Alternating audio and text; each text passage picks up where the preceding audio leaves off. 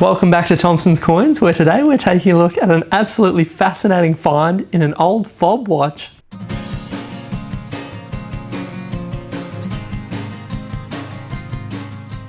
So for those of you that are unaware or unfamiliar, a fob watch is the old-timey watch which you may have seen in films and things like that. And if you've got an interest in old antiquities and things like that, you may actually own one.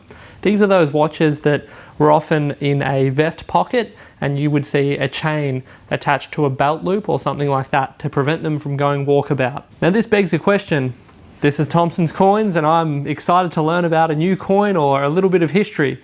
It has nothing to do with fob watches, but in this instance we have a bit of a crossroads. A gentleman came into the store this week and he had a coin that, this is such a good story. Some of these stories feel like they're made up because they just seem so unbelievable. It seems like the type of thing that you'd read in a book or see in a film, but I digress. A gentleman came in and he had a cleaning cloth and said, I've got this old coin, it belonged to my great-great-grandfather. It's incredibly worn, but I'd just like to know if it's worth anything. He popped it on the counter and I had a look, and as soon as I saw it, it was incredibly flat. So it had obviously been worn down over a number of years. And when you see a coin that worn down, generally speaking, if it were an old sovereign, for instance, it's reduced right down to the gold value because that's all it's really worth. When the design is almost disappeared entirely, there's not a whole lot that you can do with a coin like that. But on closer inspection, it became apparent to me that this coin was an 1852 Adelaide pound. This is technically Australia's first ever gold coin. Now, it was struck without permission. This was in response to the gold rush over in Victoria. So a lot of the residents of South Australia were struggling financially when they returned from the gold fields with just gold nuggets and they couldn't do anything with them. So in response to that, the Adelaide Assay Office was established, and what they did there was they refined these nuggets into usable gold coins. Now, this was done without royal consent. So generally when something like this was to be done, you would expect permission to be sought from back in England, where they would give permission for this type of thing to occur. But due to the economic crisis that was unfolding, it was decided at the time that the Adelaide Assay Office would be established without royal permission, and a number of coins were struck. Over 20,000 coins were produced.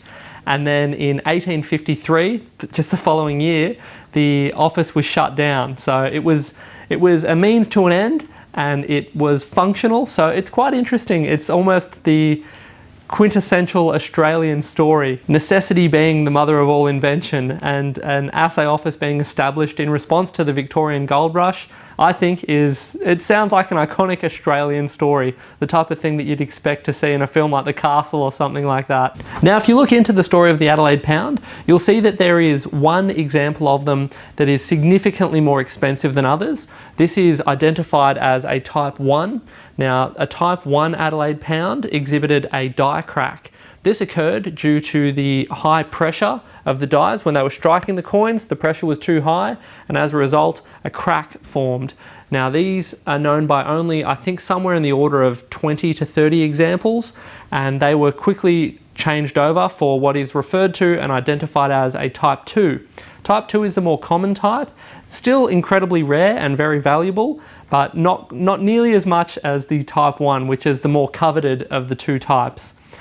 The example we're looking at today is a Type 2, and I'll get down to the actual story now. So this coin was incredibly flat, as you can see here. The design is so almost barely visible, but when you catch it in the right light, you can see that all the details are there. You see the crown, you see the denomination of £1, and the reason for this is this coin was stored in this gentleman's great-great-grandfather's fob watch. So he decided to store it there and referred to it as his lucky coin. Now, after 100 or so years of wear in a fob, you end up with a barely visible design. And something that's fascinating about this, when you think about such a heavily worn example of this coin, you would think that that's quite common. However, there is somewhat of a bell curve in terms of scarcity for coins like the Adelaide pound. I've only ever seen one, maybe two other really heavily worn examples of this coin. And then in the middle of the market, I guess that would be to say any of the very fine to about uncirculated. In my experience, that's where the bulk of the population for the Adelaide pound lies. And then the really nice top end uncirculated examples, I've only seen about 4 or 5. Technically, in my experience, this would be the rarest condition-wise of an Adelaide pound, because I think a lot of people, if they weren't melted down, of the original 24, 27,000 that were produced, the estimates are that only about 200 remain. So it stands to reason that a lot of those that are still out there held by collectors were identified as being historically significant, because it wasn't long and there were plenty of examples after the production of the £1 coin where the gold value was actually greater than that of the face value of the coin. So it makes sense that a lot of the examples that were put aside were done so by people that understood that this was a historically significant coin and worth holding on to and preserving. So it's really unusual to see them in such poor condition. And I absolutely love the story that goes along with it. The fact that this was evenly worn down as well. The other terrible example, I shouldn't say terrible example, the other terrible quality example that I've seen of the Adelaide pound actually had a number of pretty major issues with it. It had been in jewellery at one point in time. It had all sorts of issues with it. And when I say issues, I'm referring to things like it had been dropped on a number of occasions, it had edge knocks, it had a number of scratches all over it. It had had a very difficult life. Interestingly, this example is quite clean, all things considered. It doesn't have any major detracting aspects in terms of the eye appeal, other than the fact that it is incredibly flat and has been very heavily worn. So I think it makes for a very interesting story. You know, you could technically own one of Australia's first ever coins without having to pay the price tag. So in a lot of ways, it's a bittersweet thing to handle a coin like this, because coming up in the industry, it was always my ambition to one day own an Adelaide pound, but I was ever mindful of the fact that I didn't have a spare $15,000, $20,000 or $25,000, and I was always on the prowl for an affordable example. And as luck would have it, the time that it comes across my desk, I'm owning and operating a shop. So it's the type of thing that now becomes an opportunity for someone else to own an example of Australia's first ever gold coin with a fascinating story to accompany it. And I think I'll just take a lot of enjoyment in the fact that I got to handle this, not only handle this coin, but to share the story. A great story of, you know, a coin. When I talk about coins and get excited about the history or the backstory, one of the things that I often say when I'm in the store is, oh, could you imagine if this coin could talk? And this is a great example of that. And part of the story is present on the level of wear on the coin. It's obviously been knocked around ever so gently over time. Just that movement in the fob watch has progressively worn down the design over time.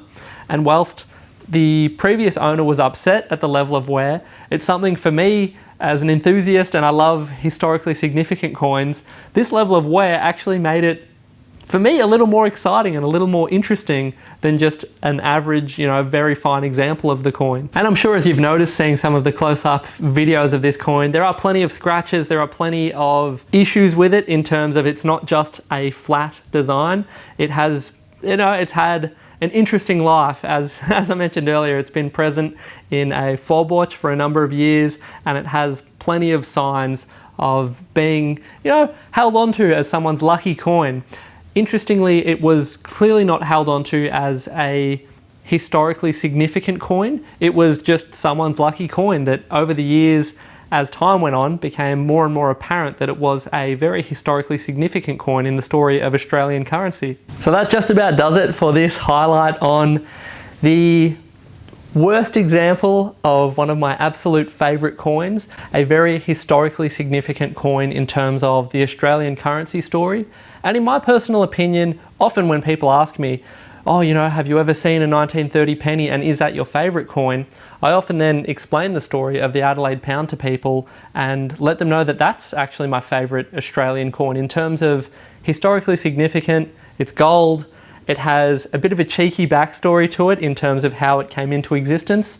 And it's actually, in terms of known examples out there on the market is significantly rarer than the 1930 penny. So that does it for this highlight on Australia's first ever gold coin. You may have noticed I've got a little bit of a new setup. I got a new camera and there is some new audio equipment that I'm testing out. So it's all a work in progress. I'll continue to refine it and hopefully get a little better as time progresses. But if you have any interest in owning an example of an incredibly rare and historically significant piece of Australian currency history, you can click the link in the description. This coin will be available now. It will be sad to see it go, but I must say it is always a privilege to handle coins like these and be able to share the stories that go along with them, because I'm confident that there are so many examples of stories like this that are out there that are just waiting to be uncovered.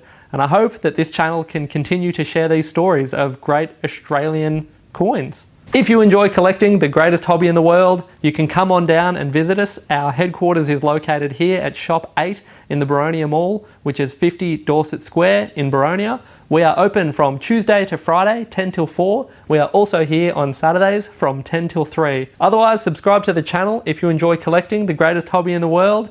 We hope to see you in a video very soon, and let me know what your thoughts are in the comments, because I also have some other cool treasure stories and videos coming out in the next, sometime in the next month. So make sure you subscribe to the channel and keep in the loop with what's going on. Alrighty, that's definitely it now. Thanks so much for watching, and I'll see you soon.